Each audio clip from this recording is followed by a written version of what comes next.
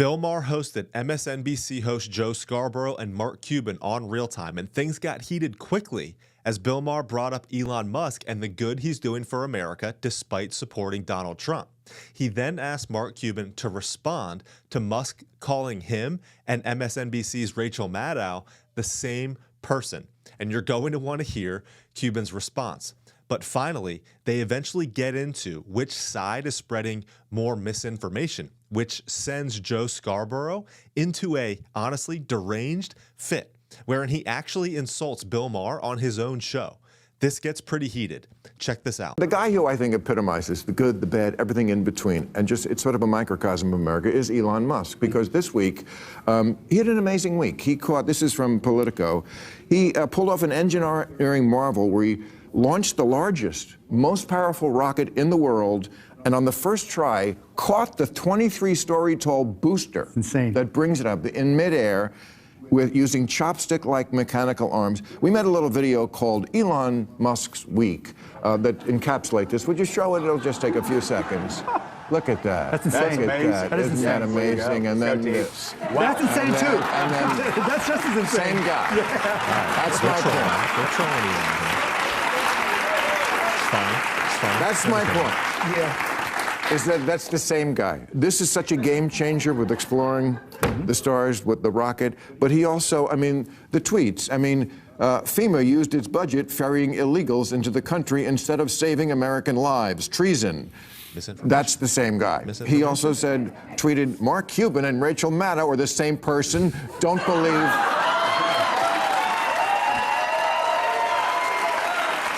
Oh my God. He just goes to show you could be one of the world's greatest entrepreneurs, literally the last century, and be a troll at the same time. Right. You know, fair enough. I mean, fair enough. Musk trolled Cuban. They trolled Musk here. But this is where the conversation goes from entertaining to serious. Maher explains what Elon is now dealing with from bureaucrats because of his political stance and the one that he's taken in supporting Trump. And this is where things get heated. Here's where the rubber meets the road, because this is important. He wanted to, this week, he's suing the 12-member commission, the California Coastal Commission.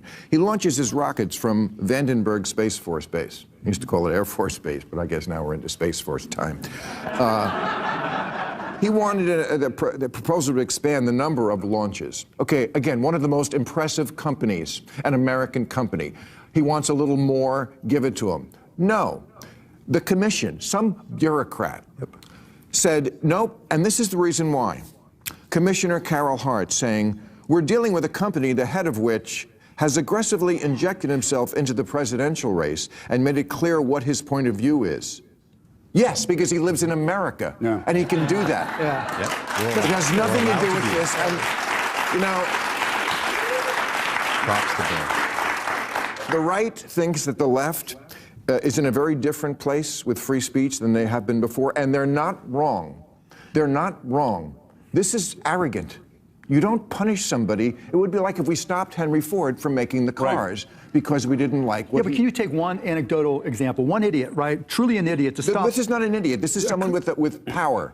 An idiot with power is not unusual. Okay, but that's right. Oh, but having power matters. Let's talk about why. We've talked about entrepreneurs and what makes America great. Speaking you know what of makes our economy, what sustains our economy? The rule of law.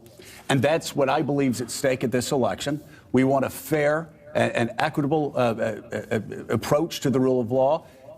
The great thing about America is an idiot makes a decision like that based on politics instead of based on what their job is. You can take it to the courts.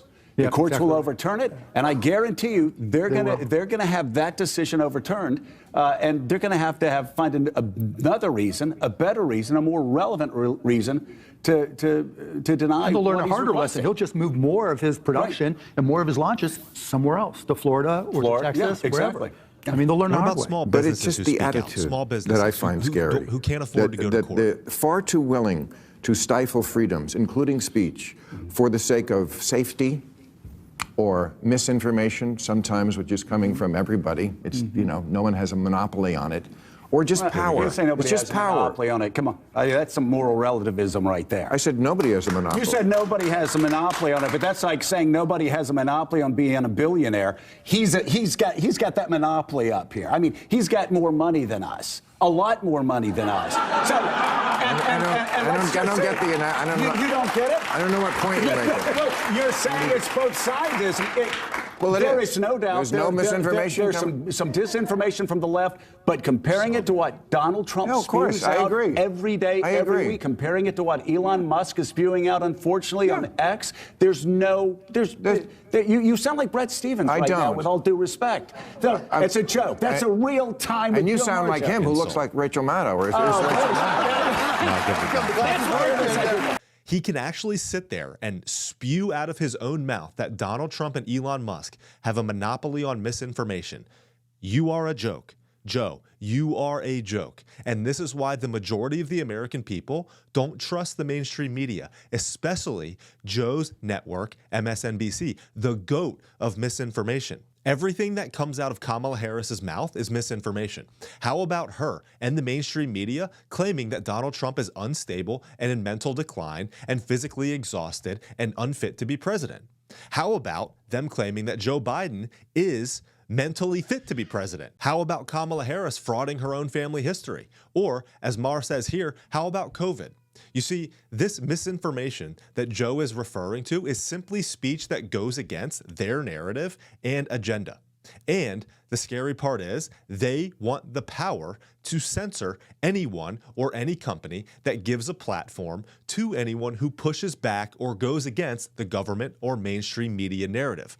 Props to Maher here, but Scarborough is completely delusional, and most Americans know it.